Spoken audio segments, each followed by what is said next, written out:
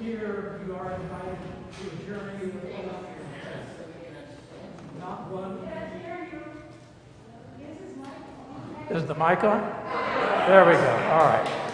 I'll start over. Come, all who would ask the great questions of life. Here you are invited to a journey of hope and faith, not one laid out for you by others, but one following the impulses of your own heart and mind. In these familiar walls, we gather with one another to welcome members, friends, and visitors alike, to celebrate the life-affirming values that we all share, to renew our memories and hopes, and to reach out with others in building the world of justice that we dream of. Come, let us worship.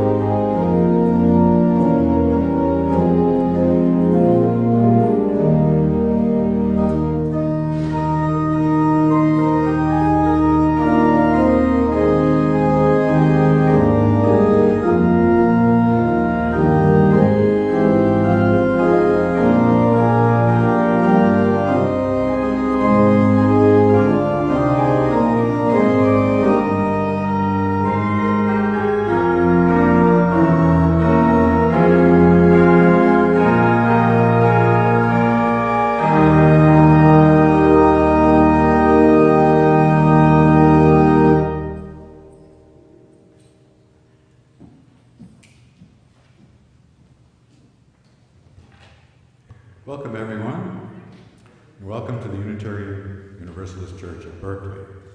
I'm Don Close, and I'm your this morning's worship associate. This is a welcoming congregation, and we're all working on how to better welcome and care for one another. If this is your first time here, or if you've come back after a long hiatus, we're so glad you've come. And whoever you are, we welcome you in the fullness of who you are. As our practice is, we start with our land acknowledgement. We want to acknowledge that this land, this church, occupies land in Huichin, the unceded territory of the Chochenyo-speaking Ohlone people. We understand that we continue to benefit from the seizure and occupation of this land. We acknowledge and embrace our responsibility to take restorative action.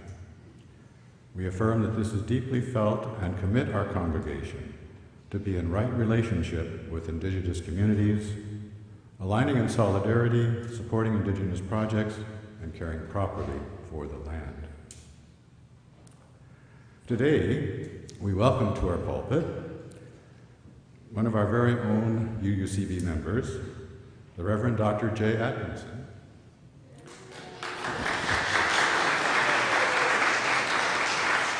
Jay, with his wife Ariel Summerlin, moved to the East Bay and joined our congregation in 2011 after he retired from 32 years of full-time service in Unitarian Universalist parish ministry. Most recently, 12 years in Studio City in Los Angeles, and before that, 13 years in Davis, California. During those ministries, he also served at various times on the adjunct faculties of our UU seminaries in Chicago, Meadville Lombard Theological Seminary, and Berkeley, Star King School for the Ministry. Before turning to professional ministry, he did research in nuclear physics for 11 years. Currently, he is a research scholar at Star King with a focus on UU history and sometimes, as he would say, a bit of theology. With Jay, let us kindle our chalice flame with these words. We kindle the flame of this chalice as a symbol of all that we value and hope for. May it bring warmth to the hearts of those who sorrow. Light to those who seek guidance in the midst of doubt and confusion. Hope to those who suffer under oppression and injustice. For all, may it signal a new day of beauty, peace, and loving kindness. Now please rise in body or spirit and join in singing our opening song, When We Are Gathered, number 359 in the gray hymnal. The words will be on the screen.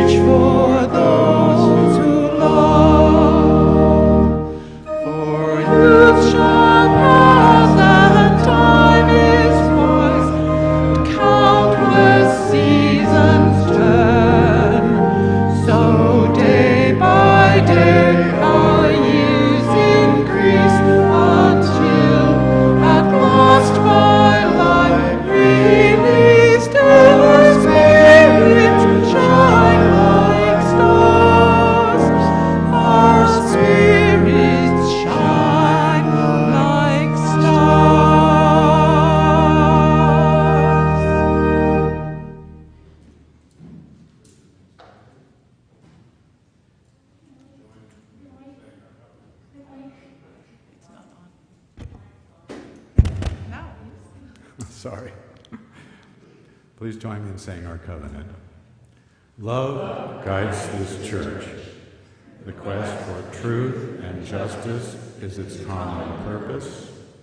To give thanks, listen deeply, speak with care, honor our differences, and seek and grant forgiveness. These things we covenant with one another. Please be seated.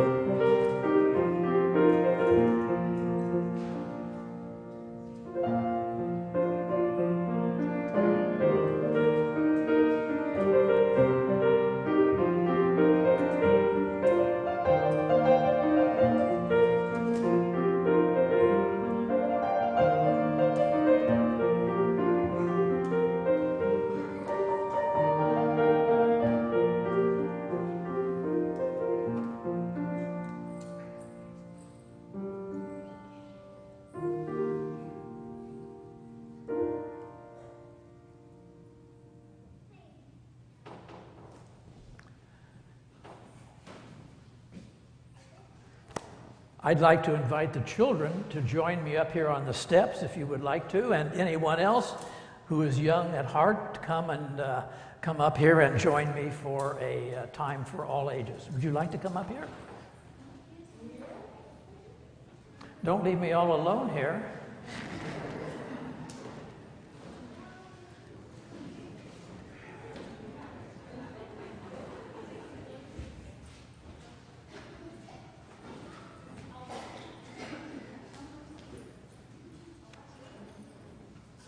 Okay, welcome everybody.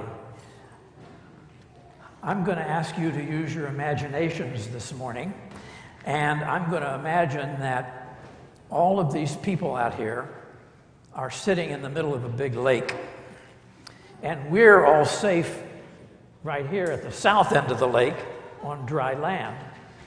And even more than that, we are all geese. Geese, honk, honk, honk, honk, honk. We are all geese, and we are a member of a community of geese that have lived here for a long, long time at the south end of the lake. And the geese felt safe here. They had many generations of safety to look back on, and they raised up their children, their little goslings, to be good geese. Now, Lucy was a brave goose, but she was a little adventurous, and she liked to swim out a little farther into the lake than she was warned to. Her parents had told her that there were dangers all around, and especially at the north end of the lake, and she should stay right here. But she went every day a little further, a little further. And one day she found herself all the way up to the north end of the lake, and she stepped out of the water and she looked around. She heard rustling in the bushes, and all of a sudden a big fox jumped out from behind the bush and grabbed her by the neck and said, "What are you doing up here? You geese don't belong up here. I'm going to call the sheriff," he said. So he got on his cell phone. And pretty soon, two sheriff's deputies, policemen, came out and grabbed Lucy. And what do you think the sheriff's deputies were? Foxes. And they hauled her off to jail. And things moved pretty fast then, and pretty soon they took her out of the jail and brought her into a courtroom to put her on trial for being where she didn't belong. And she walked into the courtroom, and there up on the high bench, what do you think? A fox, a big silver fox. And he looked down at Lucy and said, "You have been where you didn't belong." And then they called in 12 jurors to sit over in the side to decide what Lucy's fate would be. And every single juror was a fox. Some red, some silver, some gray, some young, some old, but every single one a fox. And Lucy was getting a very bad feeling that this was not going to go well. She explained to the jury that she had not done anything wrong. She had just wanted to see what the north end of the lake looked like. And the jurors all went out, and they were gone for about 2 minutes. And they came back in and said, "Guilty."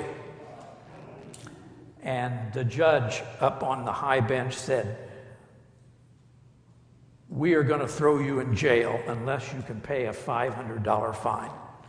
Well, meanwhile, all the geese at the south end of the lake had heard about what was going on, and they had quickly taken up a collection, and they raised all the money to pay Lucy's fine, and they went up there and they paid the fine, and they brought Lucy home, and there was a big celebration that night.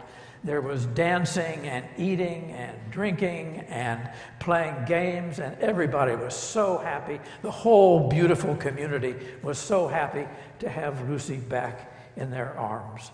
Meanwhile, up the other end of the lake, the foxes, well, they weren't all so happy. The sheriff went home, the two deputies went home, the jurors went home, the judge went home, sat down and turned on Fox News. So that's my story for you this morning, and it's time for you to go back to your play area, or I think we don't have any RE classes this morning, right? So we're just going to go back and sit with your parents. And thank you for joining me up here. Glad not to be alone.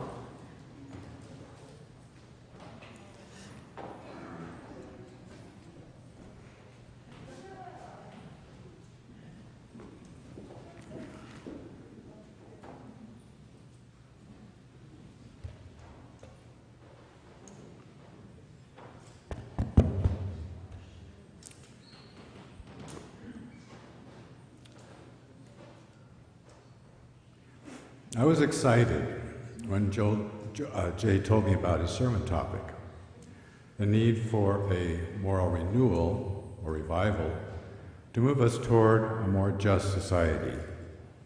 How important, how germane to the predicament of our current society and the world, and how daunting and audacious a project. As I considered it, the need for a moral revival cried out. Witness the many dreadful facts describing current American society and the wider world. Two at the top of my list are gun violence and nuclear weapons. There have been 400 plus mass shootings so far in 2023. Worse is the fact that the best that federal lawmakers can argue about is whether people who are 18 have to wait until they are 21 to buy assault guns, state-of-the-art weapons of war expressly designed to kill people by tearing flesh apart irreparably. Instead, What we should be arguing about is whether, for example, the Second Amendment should be repealed and replaced with sensible rules about self-defense and guns. And nuclear weapons policy, a timely topic for today, August 6th, Hiroshima Day, 78th anniversary of the dropping of the atomic bomb on Hiroshima. How many of us know that the United States government has fully embraced and is implementing a, quote, modernization program that will reconstitute and expand our nuclear arsenals indefinitely for decades to come? That the U.S. has a starring role in accelerating a new, now three-way nuclear arms race, joining China and Russia, rather than reducing the number of nuclear weapons in the world and the risk of nuclear war. What could go wrong here? Why are we not talking about this development?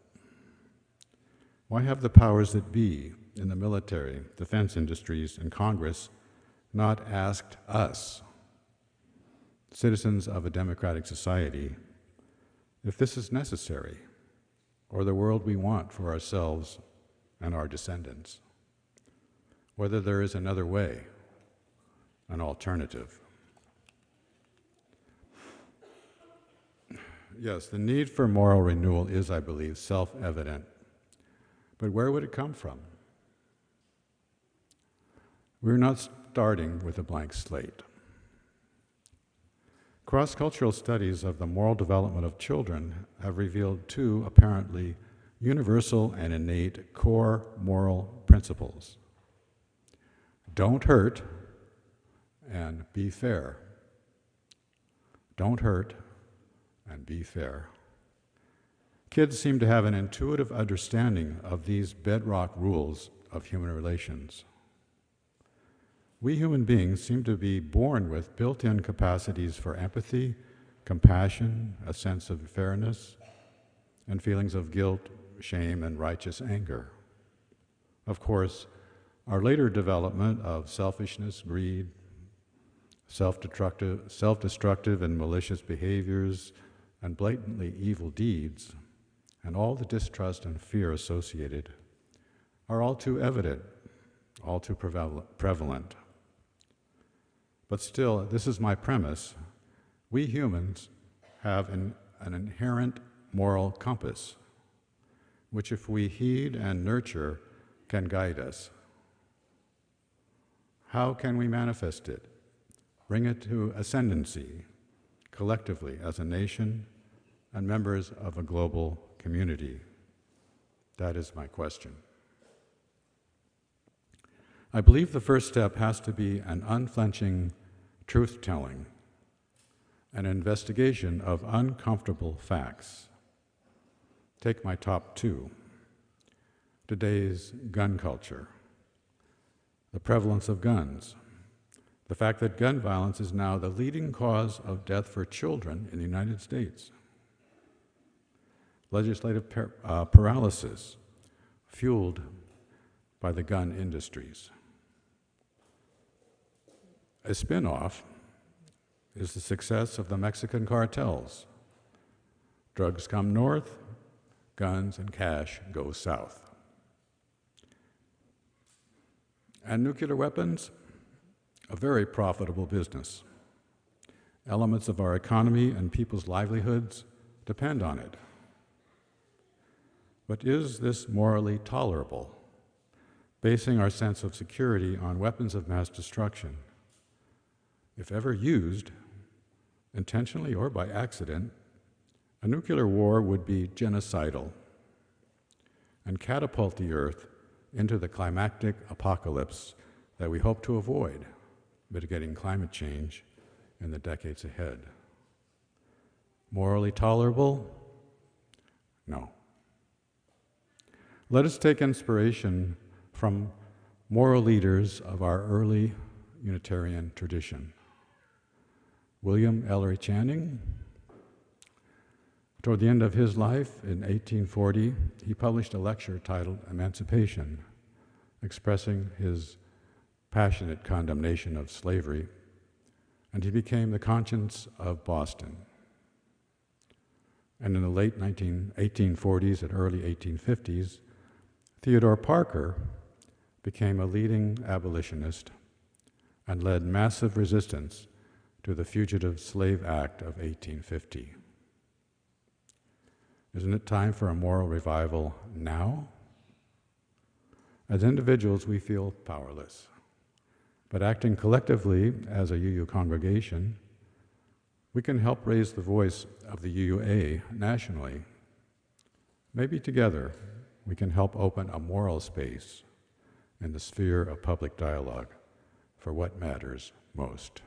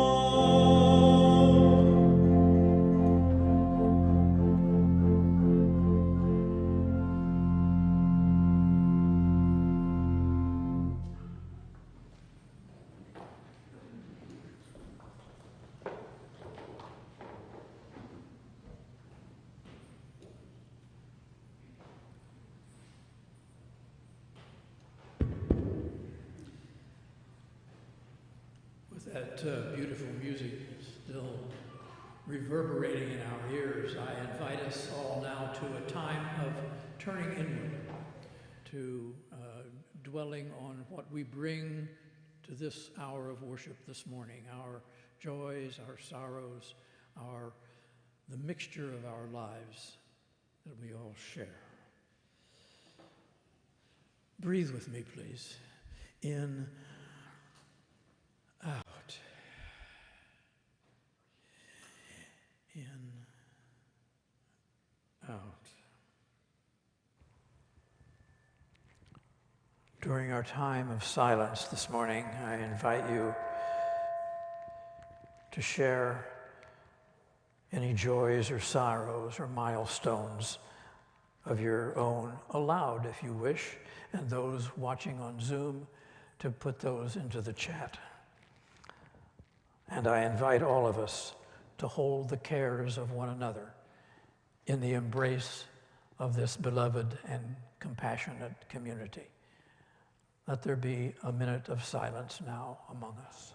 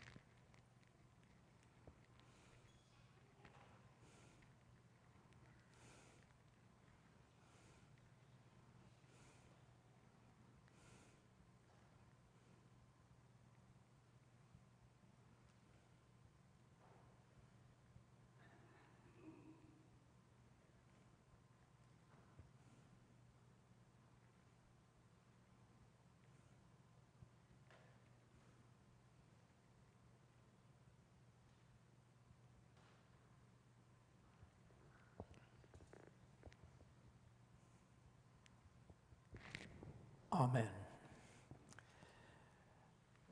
Beloved friends, dear ones, we come each Sunday bringing the hopes and the fears, the joys and the sorrows of our lives. We bring the joys and the sorrows of a weary world. We extend our hands to one another, sit in one another's presence, reach out to whatever gods give us hope, and bring those hopes together into a common prayer for justice, for peace, for a world worthy to leave to our children. Here we envision a world that might be, a world of possibility, a world of vision. May this hour of worship give us new resolve to take the steps forward toward making that world a possibility. Amen. And now I invite you to remain seated and join in our meditative hymn, Spirit of Life. The words are on the screen, number 123 in the gray hymnal.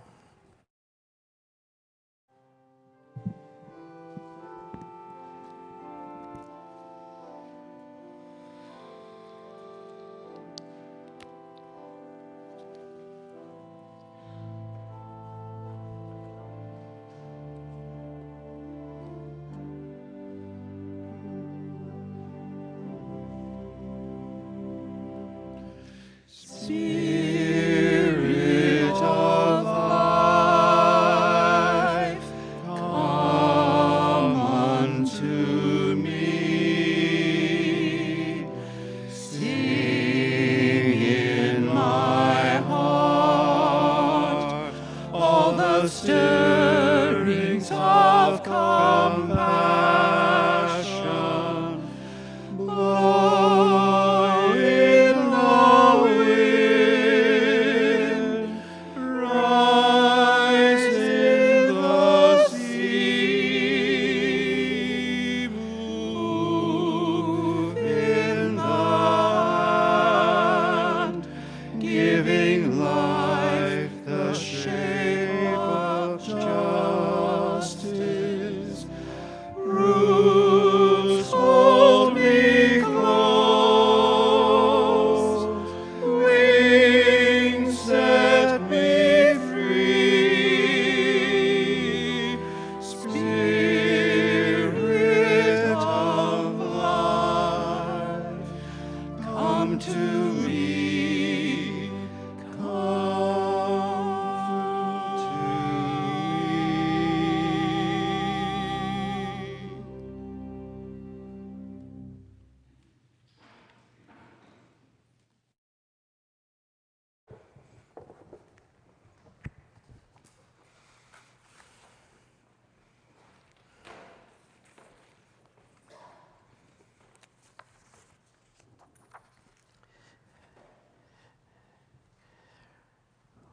Well, to those of you who might have been expecting our newly settled minister, the Reverend Marcus Liefert, here this morning, I'm sorry to disappoint you, but he is, so to speak, on ice for the next 2 weeks.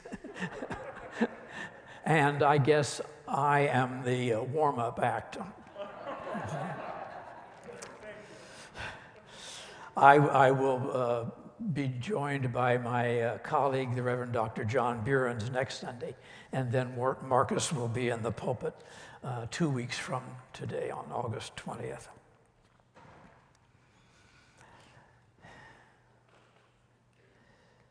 Spirit of life, blow in the wind, rise in the sea, move in the hand, giving life the shape of justice.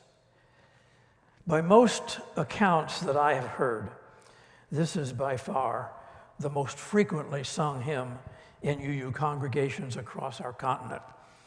Many of us here know the phrases by heart. It clearly says something that moves us, many of us, very deeply. This morning, I invite you to focus or reflect with me on just one of its phrases, the image or the vision, if you will, even the beauty of a life that might have the shape of justice. And I want to link that phrase or vision with the idea of beauty, moral beauty, as a deep, indeed an ultimate, and universally grounded value. To imagine life having the shape of justice is for me essentially an evocation of beloved community, or as I would say in other words this morning, a community of moral beauty. I'll have more to say about beauty a little later, but there's something else about this hymn, this familiar hymn, that you may not have noticed. It's that the text of Spirit of Life has the form of a traditional petitionary prayer. It asks for something. It begins by calling out to a divine listener, a comforter perhaps, God, or in this case, the Spirit of Life.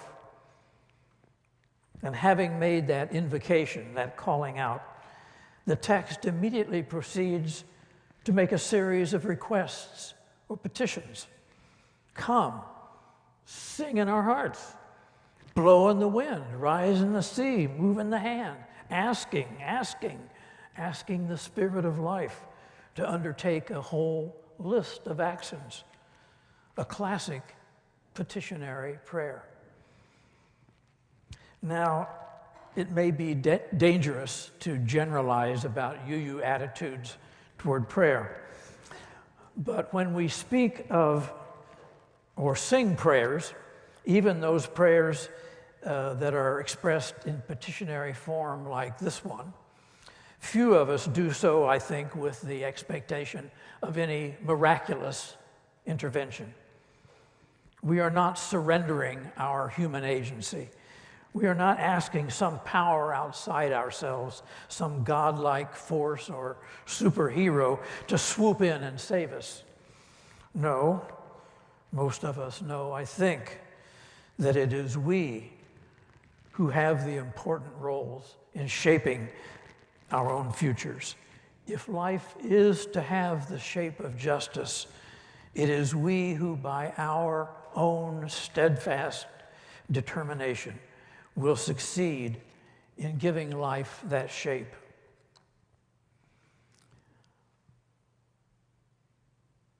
Another of our favorite UU hymns, and one which we will sing at the end of the hour, We'll Build a Land, is more explicit that it is we, the people, once we've been anointed by God, who may then create peace, thus allowing or creating the conditions that would allow justice to roll down like waters.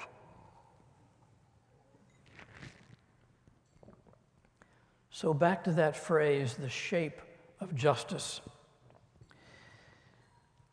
In praying for life to be given the shape of justice, we are not calling merely for justice to be adjudicated or to get justice for those who have been wronged or to make sure that the bad guys get thrown in prison, but rather for life itself, all of life, to actually have the shape of justice. It's a radical and a visionary idea. In contrast, I ask you to think for a moment about how we usually hear the word justice used in contemporary news media and other public discourse. We hear calls after the fact to get justice for the victims of crimes, to get justice for that endless list of people of color who have been wronged by the society that we live in, for George Floyd, for Tyre Nichols, for Tamir Rice, or any of the other countless names that you probably could recite along with me. All of these calls speak about justice as something that is pursued in response to an injustice or to some kind of outrage or criminal violence. And of course, we should do this. We do rightfully seek to redress wrongs, horrible wrongs, in ways that can bring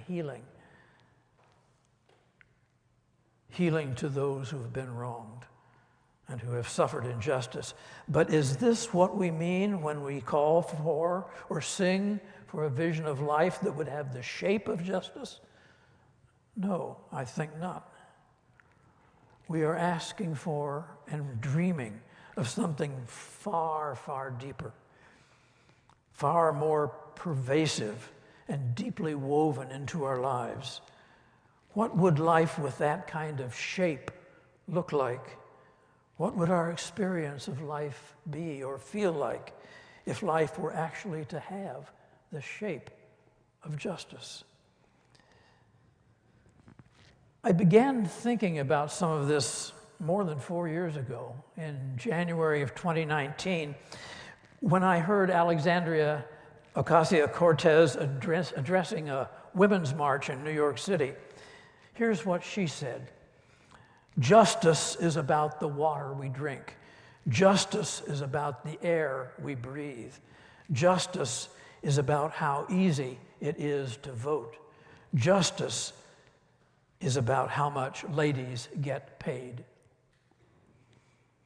It's a populist message, but her words are radical.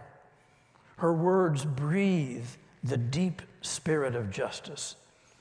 They recall the words of the prophet Amos in the Hebrew Bible, the image of justice as a palpable essence that rolls down like waters. You remember maybe the prophetic words that I'm referring to. Amos was the first of the great Hebrew prophets, ethical prophets in the history of Israel. Around 755 BC, as nearly as we can guess, a time of relative peace and prosperity for Israel. Amos came out of a little town called Tekoa, where he was a shepherd south of Jerusalem, and went up to the northern end of Israel. He looked around at what he saw,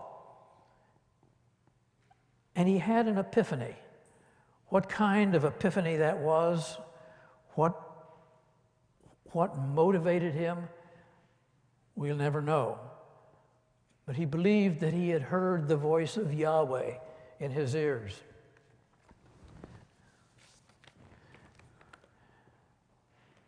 And he wrote or spoke,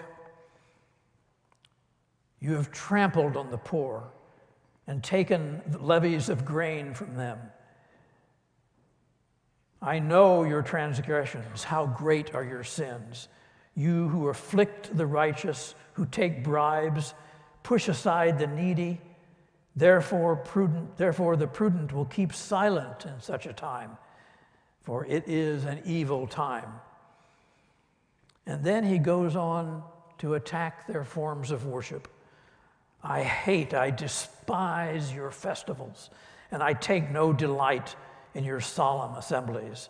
It is Yahweh who speaks. Even though you offer me your burnt offerings and grain, I will not accept them, nor the offerings of well-being of your fatted calves.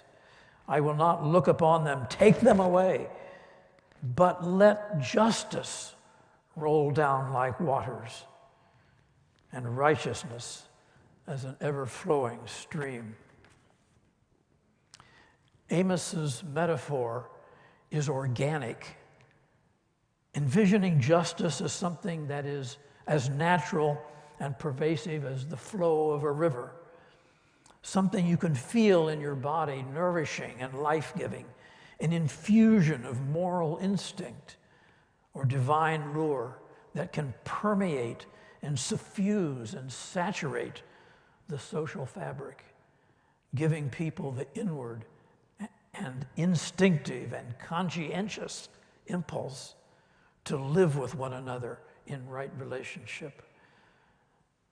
This was also the prophet Jeremiah's vision, roughly 140 years later, speaking in the name of Yahweh around the year 625 BCE. This is the covenant I will make with the people of Israel. I will place my law deep within them, writing it upon their hearts.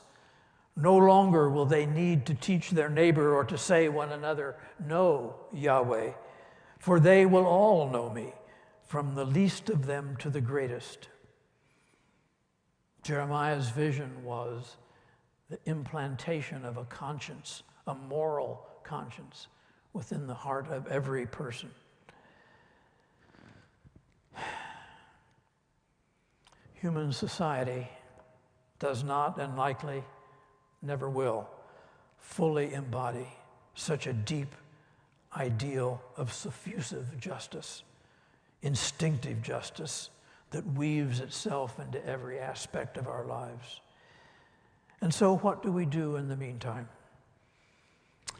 We devise pragmatic systems of justice that we call justice, penal systems, judiciary systems, prison systems, specialized coercive structures and constraints that try at their best to prevent or limit the occurrence of injustice, and failing that, processes to deal reactively with specific acts of injustice. Just as we distinguish between individual racist acts or overt racist speech and attitudes on the one hand and systemic or structural racism on the other, so likewise do we seek to redress the specific crimes or injuries that happen. And at the same time, we seek to refine our existing systems, judicial, penal, arbitrative, that can move our society, we hope, at least modestly, in the direction toward the not completely reachable ideal of full justice. The founder of the moral majority, the Reverend William J. Barber, calls the reactive process that's set into motion after a crime has been committed as Band-Aid justice. It's the kind of justice that our police, our courts, our penal system tries to jump in with after an act of violence has happened, after the wound is already bleeding. And of course, we, again, should do this. Bleeding wounds do need treatment and healing, and injustices do need to be redressed in individually and communally healing ways. But my fear is that when we speak repeatedly, as our news media do, of justice as something that comes after the fact, that is an impoverished idea of the word justice. It tends to mask the deeper meaning. I fear when our children grow up hearing justice as something that we get for people after some horrible thing has happened, that they grow up not understanding what real justice, what a truly just society would look like. When Amos envisioned justice rolling down like waters, he wasn't talking about building more prisons. He wasn't talking about a stronger police force or a better set of judges or appointing tougher DAs. No, he was talking about structural justice as the very framework of relationships in a local community, a larger society, a whole nation, the people of Israel in his case.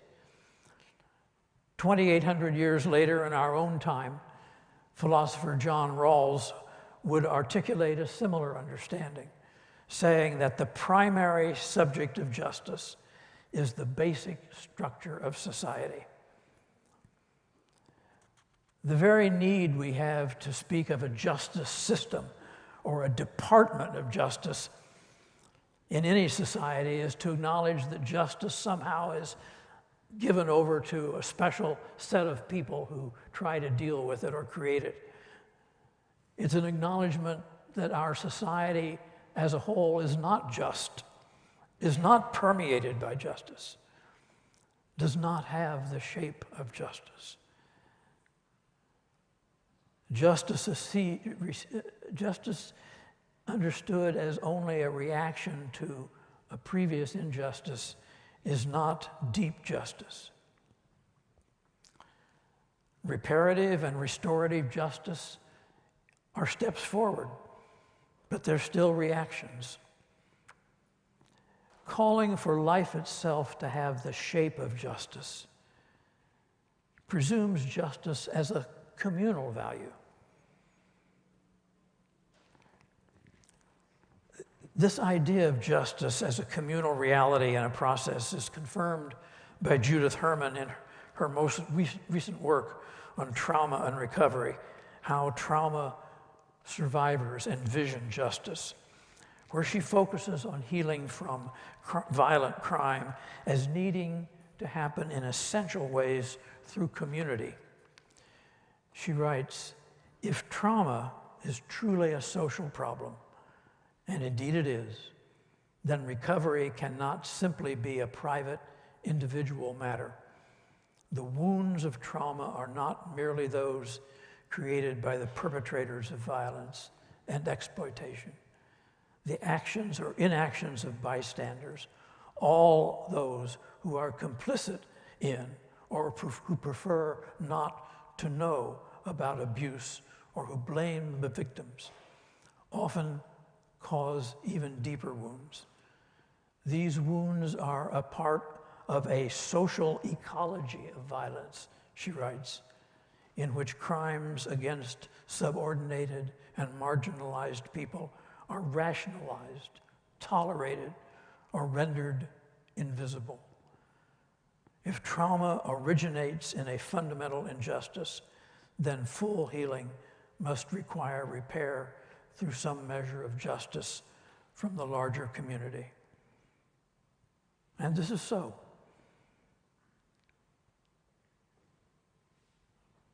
But life, if life truly had the shape of justice, it would mean that the deep ugliness of oppression, of marginalization, and of violence would have been banished from our lives.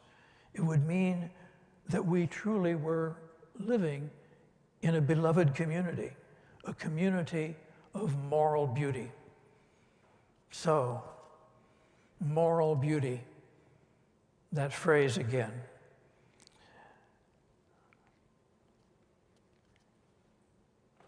Maybe at this point I should lay some of my theological cards on the table, so to speak. I imagine that some of you, maybe many of you, have heard of process theology. And some of you may remember that Bernie Loomer, 30 or 35 years ago, began a series of personal theology seminars in which he talked about themes that relate to moral beauty. And you may also know that modern process philosophy goes back to the 1920s and comes out of ideas formulated by Alfred North Whitehead. I've long been influenced in my own thinking by Whitehead's ideas, by his cosmology and his entire worldview. But the aspect of Whitehead's thinking that I want to emphasize this morning is his theory of value, particularly his understanding of beauty as the deepest and most fundamental of values, not just for human beings, but as a value in the cosmos itself. Beauty, wrote Whitehead, is a wider and more fundamental notion than truth. Whitehead imagined God as a reality that lures us and everything in the universe in the direction of an ideal of beauty. For Whitehead, God presents a vision of beauty, and like a magnet, attracts everything that happens in the cosmos, including our lives and the decisions that we make. Of course, we, with all other creatures, have the freedom to reject that lure, to head off in some direction of lesser value. God can't control us, in Whitehead's view. God merely presents us with a vision of beauty, of beautiful possibility.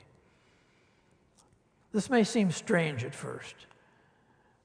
Compared to more obvious human needs, beauty can seem like luxury, something to be pursued in our spare time, something available only to the privileged, perhaps. When we think of beauty, it may be that visual beauty is the first thing that comes to mind, works of art like painting or sculpture, or maybe the beauty of nature. Beauty of nature, as our preacher last week, the Reverend Alvin Bernstein, spoke of as the beauty of nature and the earth crying about what we have done to it. We often think of that famous triad of values: beauty, truth, and goodness. Beauty is truth, truth, beauty. That is all you know on earth and all you need to know, wrote poet John Keats. And then there's goodness. Does the value of goodness not lie in its beauty? Is not the ideal of a just society an evocation of what I have called moral beauty? Or to put it negatively, when we feel revulsion at the realities of oppression, enslavement, violent crime, is it not their ugliness that we wish to eliminate and to replace with something beautiful? When philosopher Josiah Royce coined the term beloved community back in 1915, he missed the opportunity to speak of it as an ideal of moral beauty. It has been left to the contemporary philosopher Thomas Howe to make that connection. In a recent essay, he asks, what would it mean to live for beauty? What if we took beauty to be our highest duty? What would such a life look like? What sorts of contours and shapes would it have? Would it be a good life, one well lived? I think our hymn text, Spirit of Life, gives the answer to those questions.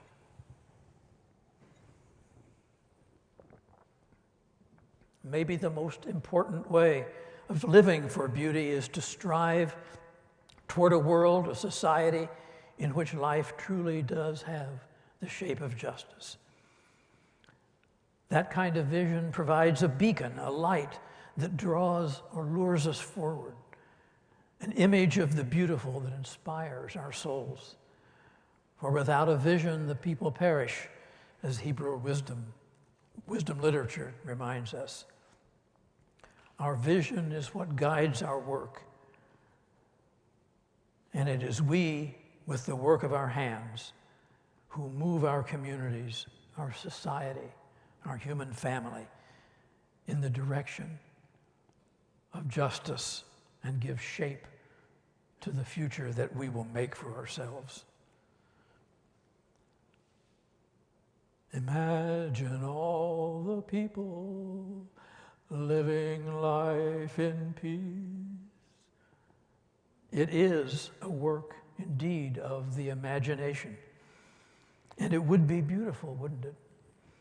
Morally beautiful. Beautiful precisely because of its goodness.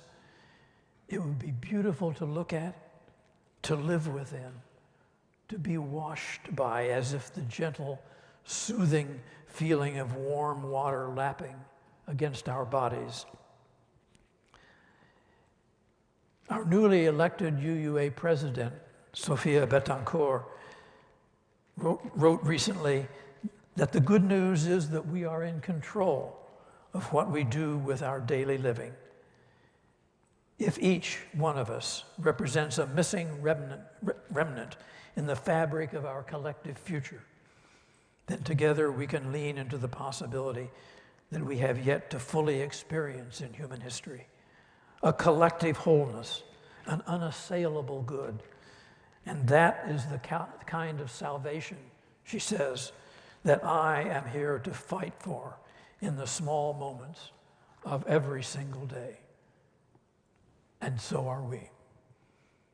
We gather in communities of vision like this one here to help one another and our whole society toward that kind of salvation. Life having the shape of justice is both visionary and ancient. Amos dreamed of it, and may what he dreamed be ours to do.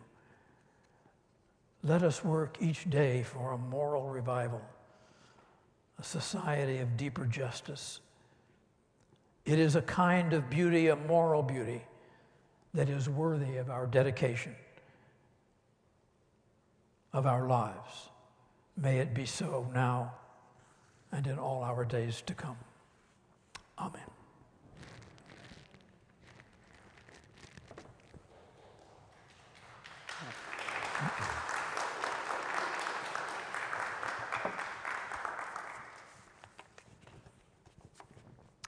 Let's see, I've lost track of what comes next. The offering.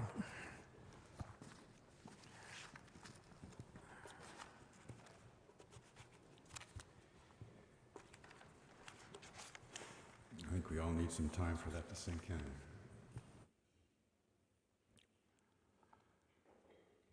But now is the time we have for making our offerings. In this way, each of us has the opportunity to contribute to keeping our community vibrant and resilient. We're continuing to conduct our offering without passing the plate. Instead, you can give either electronically by scanning the QR code on the back of your name badge, or you can put cash or a check donation into a donation envelope you'll find on the back of the pew in front of you. Write your name on it and mark offering plate or pledge, and then put it into the donation box in the atrium. Each week, half of our offering plate is shared with a nonprofit Good Neighbor organization recommended by our Social Justice Council. We're grateful that you continue to practice generosity with our good neighbors. Your offering of any value is always received with gratitude. The good neighbor for this month is No More Tears. No More Tears is a violence and crime prevention program founded in 2002 by men incarcerated at San Quentin and concerned citizens, both seeking to remedy the rise of violent crime in their communities. It is a collaboration between the men at San Quentin and the community. They conduct workshops, help men examine their belief systems, learn de-escalation tactics, and develop alternatives to a life of crime and violence. Now this morning, we are honored to have Lonnie Morris, president and co-founder, return to our sanctuary to tell us more about No More Tears and what it does. Mr. Boris.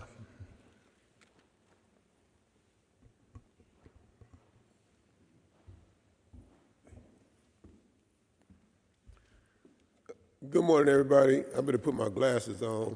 I know I only got a couple of minutes, so let me hurry up. How's everybody doing this day? Good. Thank you. First, I want to say thank you for hosting and selecting No More Tears once again as your August 2023 good neighbor. I'm going to go through a litany of things we've done. I only have a few minutes, so I want to just give you guys a sense of what your donations and support and prayers have provided us the opportunity to accomplish in the last year since I was here last year. So I'm going to just jump into it.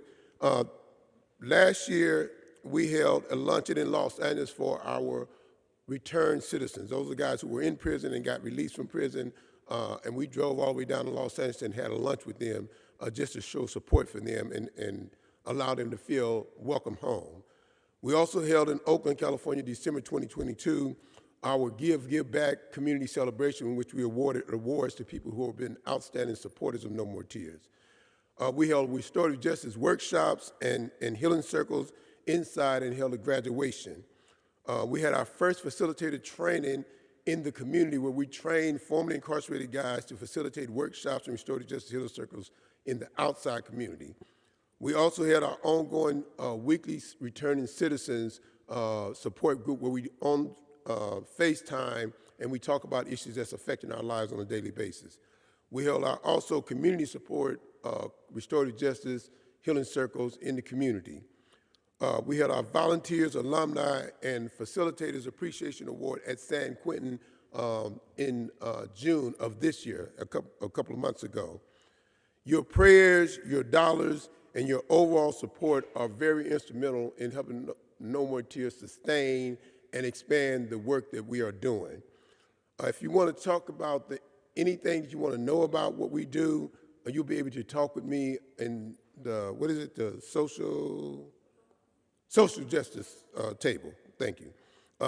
We also have produced for the first time ever No More Tears t-shirts and hats, which we're going to give Natalie one so she can have one of each to show you, but also we'll have those available in the near future for if you want to purchase them or donate on behalf of No More Tears. It'll allow us, again, to expand the work we're doing and continue the work we're doing. We're grateful for any and all donations that you guys have provided and that anyone seeks to provide. And on a personal note, how much time I got? Oh, my Lord. I did good, though. And on a personal note, and in closing, my biggest personal accomplishment is that today I've been home 2 years and 2 months, free of incarceration, off parole, and living a productive life.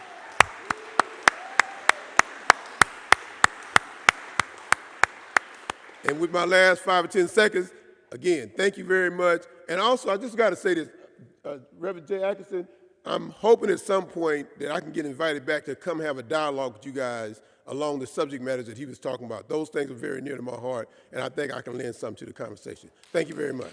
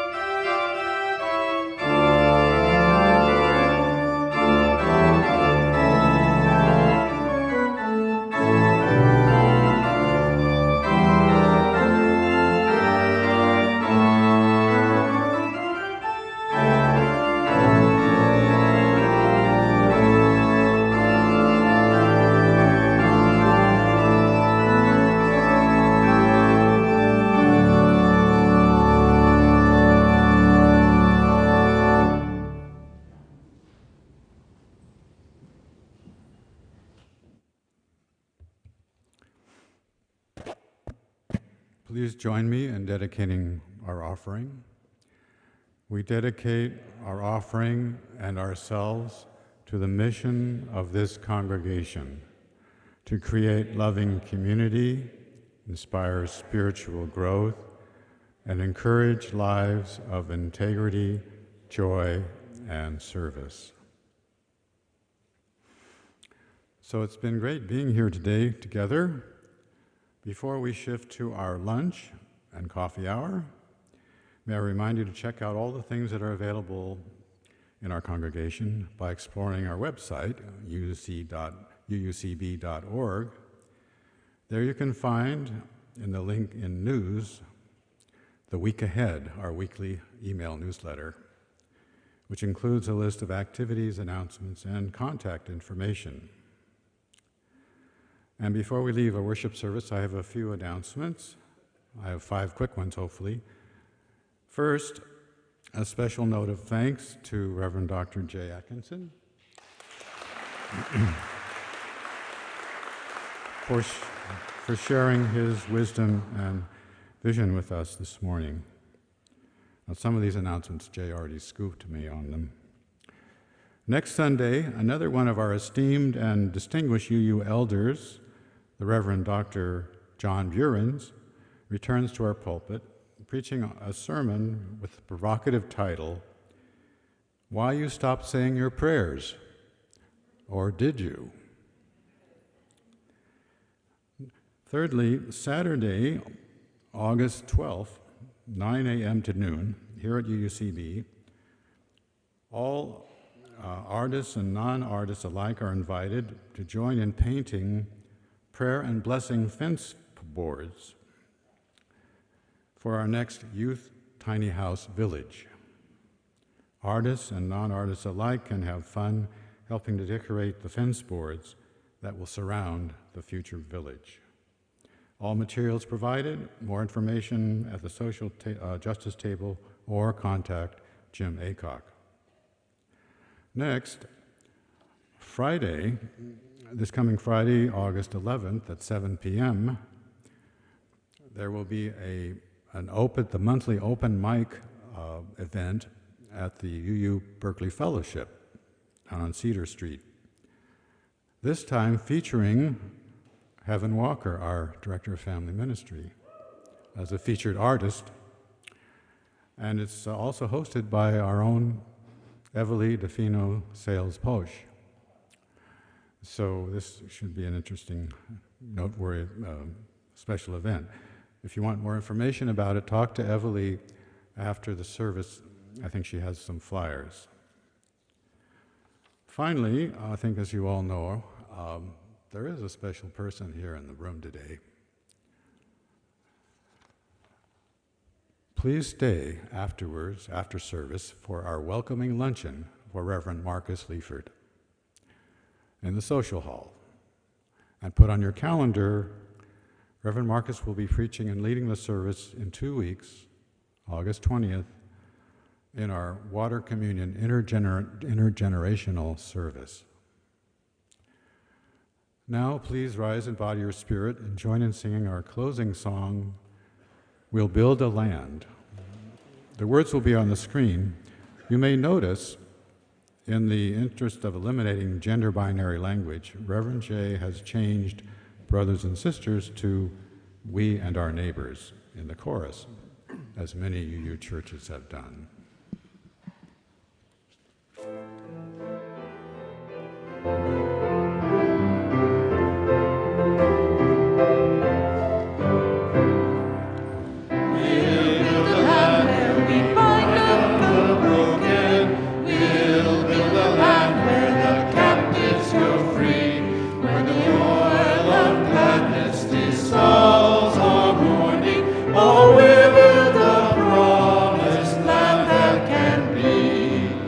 Come build a land where we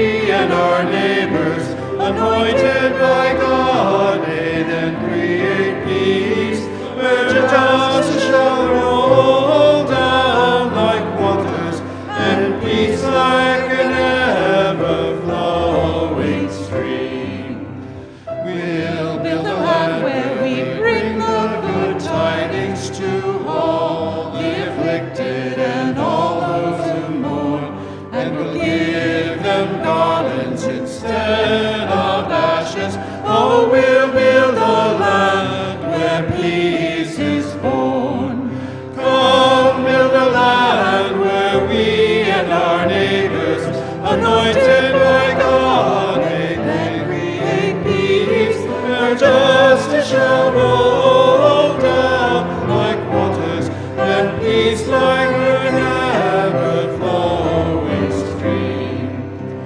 We'll build the land, building up ancient cities, raising up devastations from old, restoring ruins of generations. So we'll build a land of people so bold. Come build a land where we and our neighbors, anointed by God, make and create peace, where justice shall roll down like waters, and peace like an ever-flowing stream. Come build a land where the mantles of praises resound from spirits once faint and was weak, where like oaks in the righteousness stand the people. Oh, come build the land where people we seek. Come build a land where we and our neighbors, anointed by God, may create peace, where justice shall roll down like waters, and peace like an ever-flowing stream. May the land, the nation, and the world that we dream of building lead us to a new way of being. May it offer a vision of beauty, a pathway of liberation, a safe harbor of peace for all, and truly have the shape of justice. Amen.